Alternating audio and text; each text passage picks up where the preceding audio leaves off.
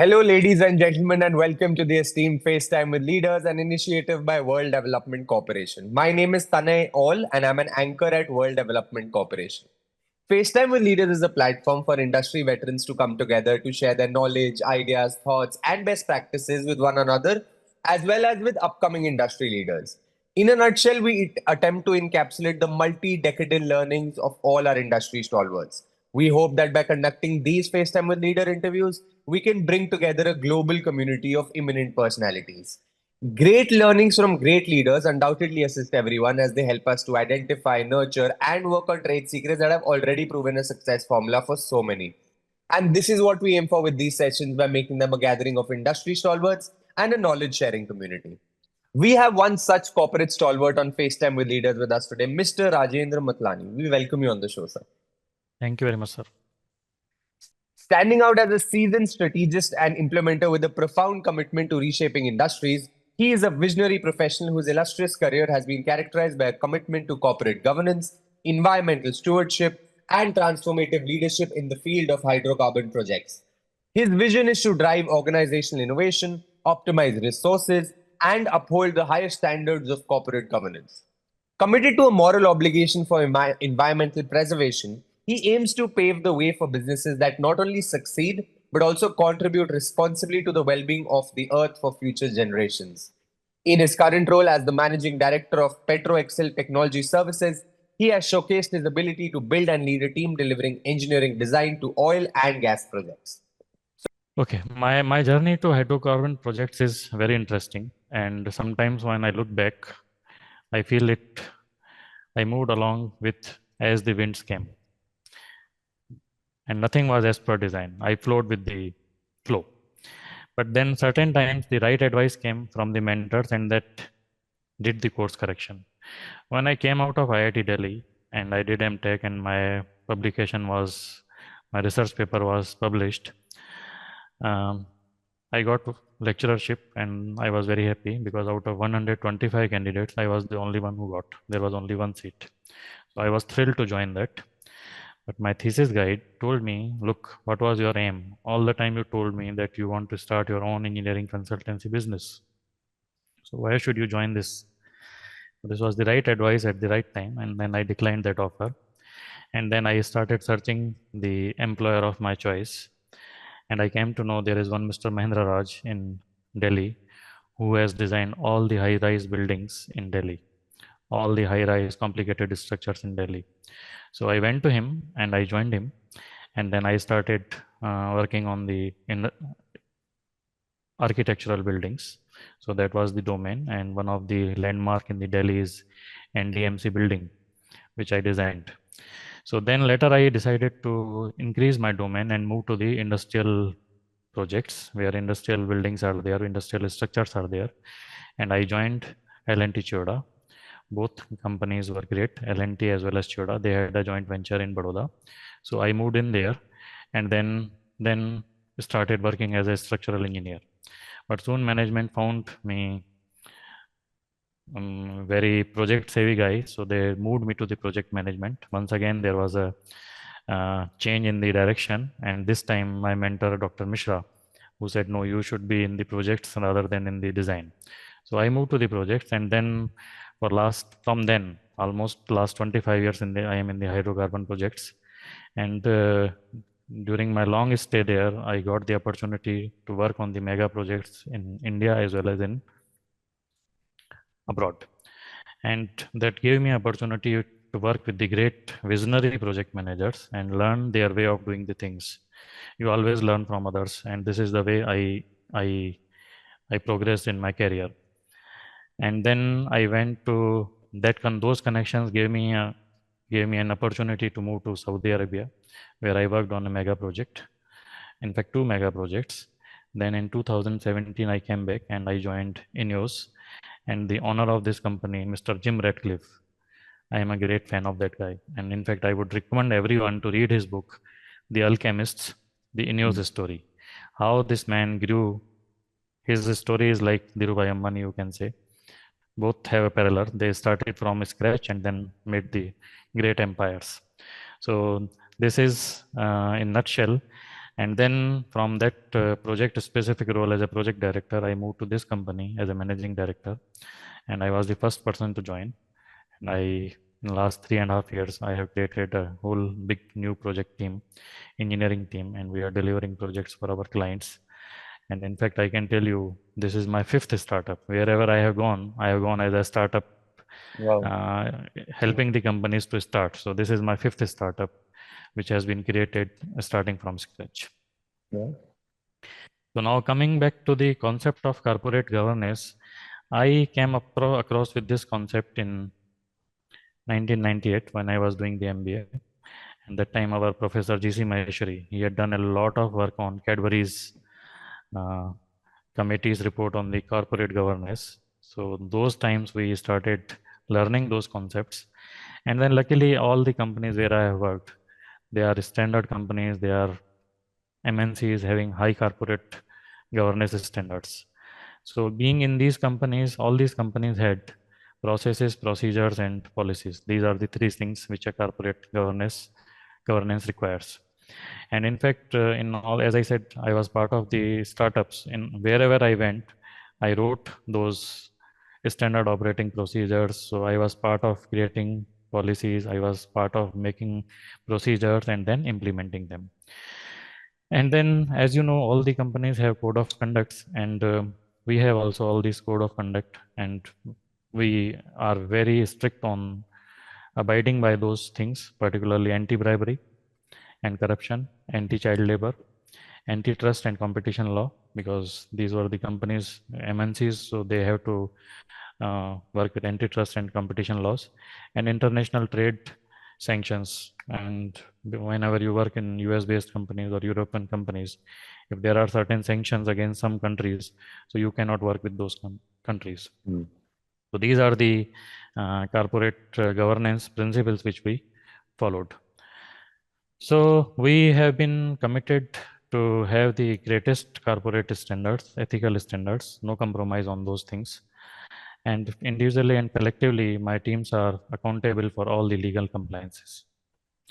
So when you talked about environmental stewardship, so here I can say that environmental awareness is growing everywhere. And I am in the project business. No project can be put without the compliance of the regulations. So we have been very, very careful to comply all the statutory norms of the country without trying to find any loophole, and follow this strictly, because um, if you bypass today, somehow tomorrow you will end up in trouble.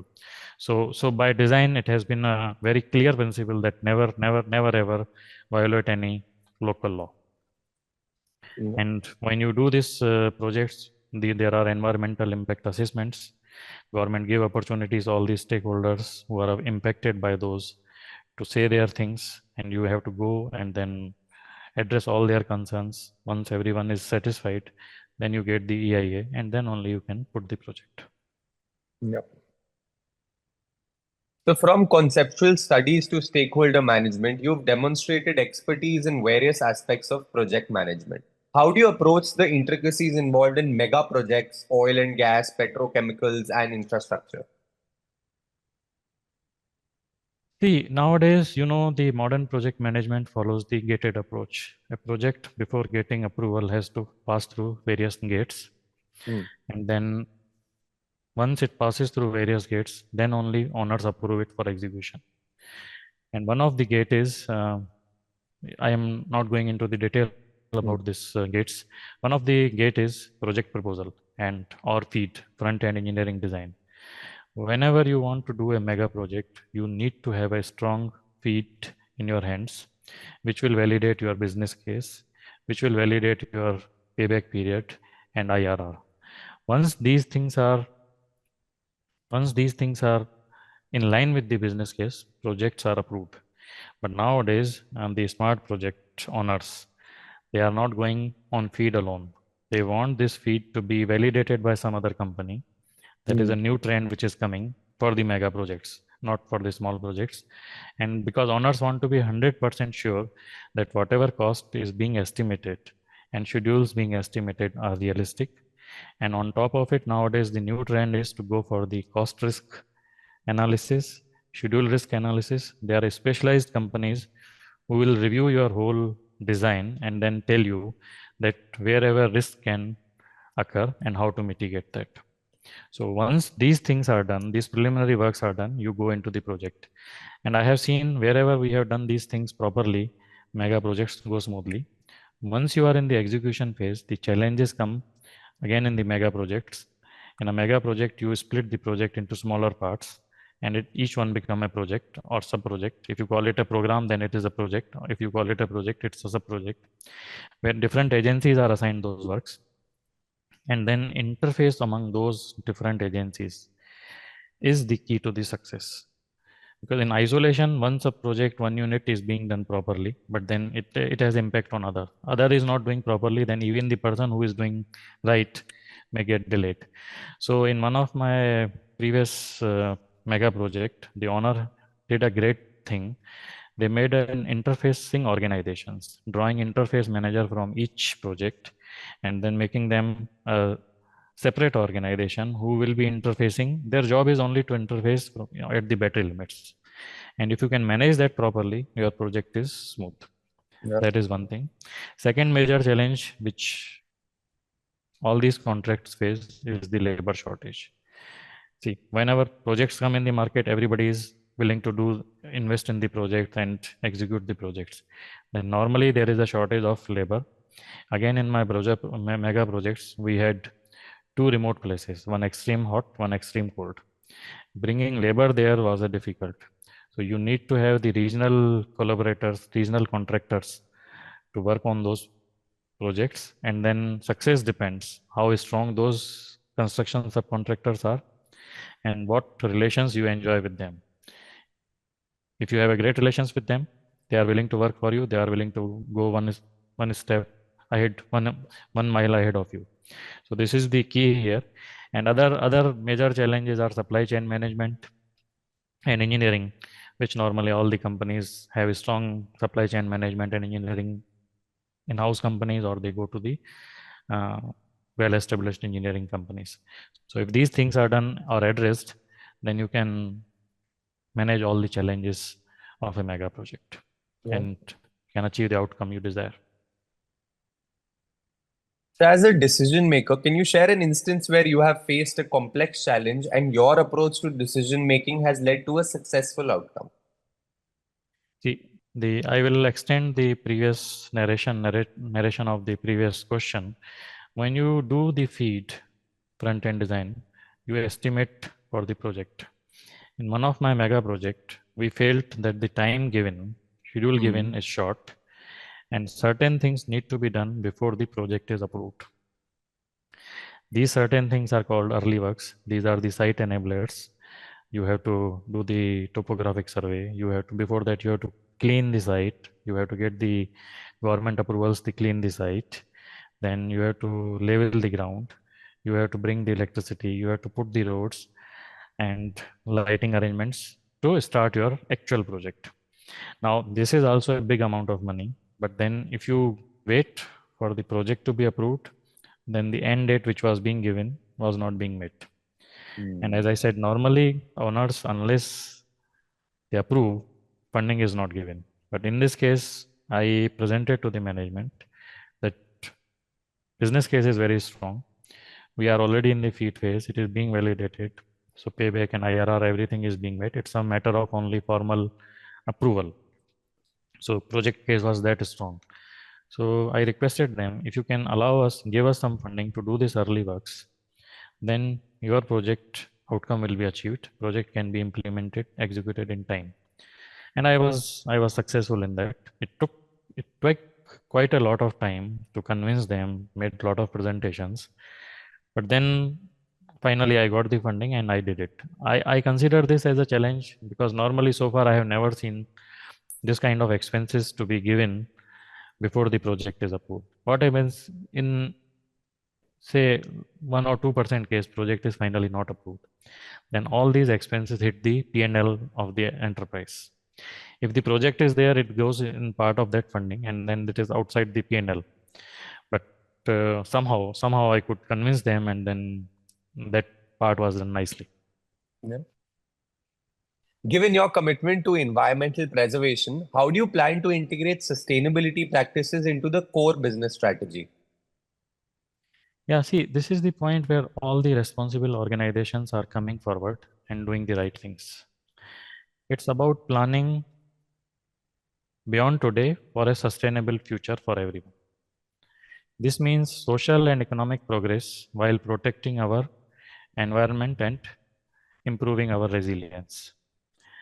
The legacy we want to create for future generation is one for betterment. Now I will tell you, so far we have been hearing about the climatic changes, but the new concept has come about the planetary boundaries. So which we will discuss little late, but now in that case, we need to see how we are transgressing them. But coming back to our environmental or GHG emission, greenhouse gas emissions to reduce, that is the all responsible organization should do. We have been taking various steps in our projects, in our corporates all along, not only in this company, in the previous companies. As I said, most of these companies where I have been working were responsible companies. So, what we are doing, we are thinking for the new hydrogen businesses where we can get the clean hydrogen as a fuel. We are trying to purchase the green power for our operations. We are using the bio-based feedstock instead of fossil-based resources. We are continuously optimizing our processes so it minimizes the input requirement. Then we are using electrifications so that it encourages low carbon uses. We are capturing CO2 for storage and future utilization. We are partnering with our supplier to reduce even their emissions so that whole value chain, which for the end product has the least carbon footprint. So these are the principles, these are the steps we are taking to reduce the carbon footprint and to increase the sustainability all across our operations. Yeah. So, as an ESG and corporate governance expert, what values do you bring to the table? See, as an ESG expert, as I was talking about those planetary boundaries, as per the new model, which has been created sometime in 2009, there are the 9 planetary boundaries, namely climatic change, biosphere integrity, land system change, freshwater change, biogeotechnical flows, novel entities, these plastics in ocean acidification, atmospheric aerosol loading, and stratospheric ozone depletion. The last 3, like stratospheric ozone depletion, is controlled now based on the efforts all the governments across the globe made. So as per the September 2023 report, and the scientists have been able to quantify this, that the 6 boundaries we have already transgressed, means we are at the risk. The top 6, first 6 which I mentioned, I repeat again: climatic change, biosphere integrity, land system, freshwater, biogeotechnical flows, and novel entities like plastics in ocean. So we have already transgressed these 6 boundaries, which are creating us on a risk of generating large scale, abrupt or irreversible environmental changes. Drastic changes will not happen over time, but then together the boundaries mark a critical threshold for increasing risk to people and the ecosystem we are part of. So what we have to do, the thing which we have to do to avoid this transgression or to minimize this transgression or to reverse these transgression, we have to think in terms of circular economy. Right now we are working in the linear economy where we assume that inputs and resources are infinite. You can continue to use them for your growth, for your GDP growth, but people have to start thinking in terms of circular economy. Now, the concept of circular economy is that minimize the input requirement, and we have to become net zero. Whatever carbon we introduce, it has to be taken out. So similarly, all these processes, we have to start thinking in terms of circular economy. Some good companies have made their plans to become 100% circular by 2050. And um, this this is a new concept which everybody has to imbibe across the companies. They have to think in terms of circular economy, then only we can do. And certain things we are doing in our own company, where we are trying to see how to minimize the resource utilization, or minimize the inputs, or try to make the optimized design so that you use minimum resources. So these are the things which we are trying to do. And in terms of projects, we have to go beyond that. We have to see the minimum wastage is done while executing the projects.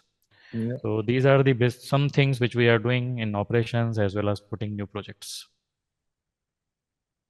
So, what are some of the most remarkable changes you have seen in your field with respect to changes in technology? And what changes do you expect to see in the future with the advent of all these new technologies like IoT, AI, ML, blockchain, big data, Web 3.0, etc.?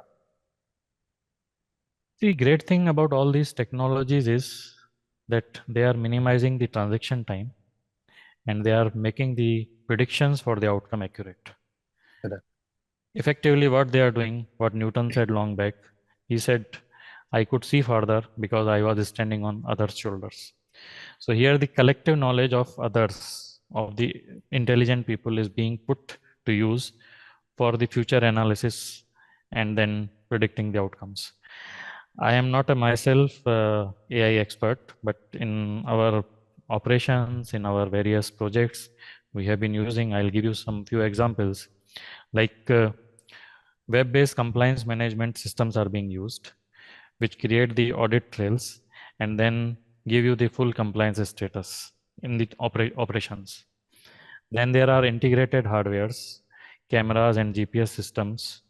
They can give you the imagery of global things wherever you want to put the projects.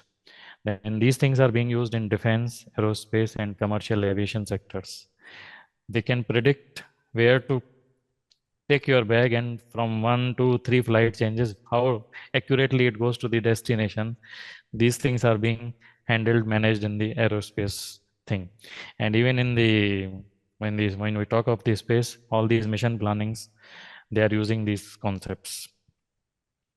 Then this big data is using even in the transportation studies. They can check the volume of traffic, they can check the vehicular traffic, foot traffic, all these things they are checking, and then you can get a full report of how much vehicular traffic or is happening, so that you can make your transportation systems much better.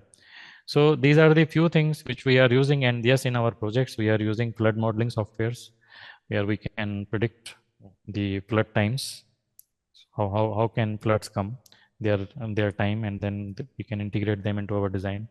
Similarly, we are using, wherever we are designing wastewater systems, how good their wastewater system uh, network is working, so that if it goes west, you can imagine what is going to happen to that city. So all these things which are being used in making the smart cities, where I am partly involved uh, to design all these smart cities. So these are the things we are doing. But again, I am not a software or this domain expert. I am a user of this domain. Yes, sir. So we're building a community here of industry magnates. The move is meant for cross-pollination of knowledge and building a knowledge-sharing community of corporate giants and industry experts. What are your thoughts about this initiative taken by Mr. Zishan Pathan, Mr. Heval Mehta, and the whole World Development Corporation team? Uh, I like your vision statement, which says that we want to change the way people in the world by making their lives more comfortable, by taking the world to its best. The initiative taken by Mr. Dishan Pathan, Mr. Hevel Mehta, and the whole WTC team is highly commendable. as it gives opportunity to people across the spectrum to come forward and share their knowledge as well as learn the things which they need to learn. Yeah. Nobody is expert of everything.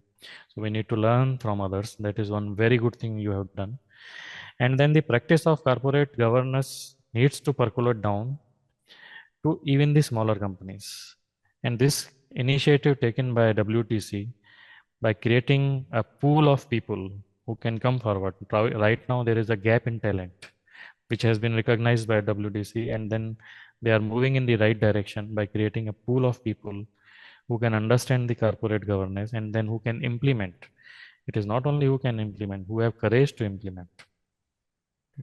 So this is what you people are doing. And then recently I attended all the modules by Mr. J. Sundareshan, who gave a vivid picture of the boardrooms in all his uh, videos, and then tried to explain further what the duties of an ID should be. Of course, I have gone through your two modules, very beautiful modules created for the independent directors course. Almost I have taken on, almost I have gone through all the chapters. It is very beautifully written thing, which has been created by WDC, which is helping us, people like us, at least me, who are technocrats and who have little knowledge of legal side. So that is the gap which I am able to learn from that initiative. So this is the great thing, great initiative which WDC is doing. And I like the thing they are saying that we are not only stopping by making you the ID, we want you to go one step further and then be the leaders. And then they are bringing us this pool of new leaders with the uh, industry experts and then matching them so that this can we can help the industry. So this is a great platform WDC has created. I'm very happy, at least I'm very, very happy so far with the um, actions and activities and then things going on, and personally I'm part of that. So this is a great thing you have done. Great, sir. It was fantastic conversing with you, and I'm confident that your insights will truly inspire future leaders. Thank you so much for joining us today and wish you the best for your future endeavors. Moreover, trust that this initiative by Directors Institute unquestionably has expanded the participants' understanding and enriched their minds. Thank you so much once again, sir. Thank you very much. Thank you very much. Have a great day. Thank you.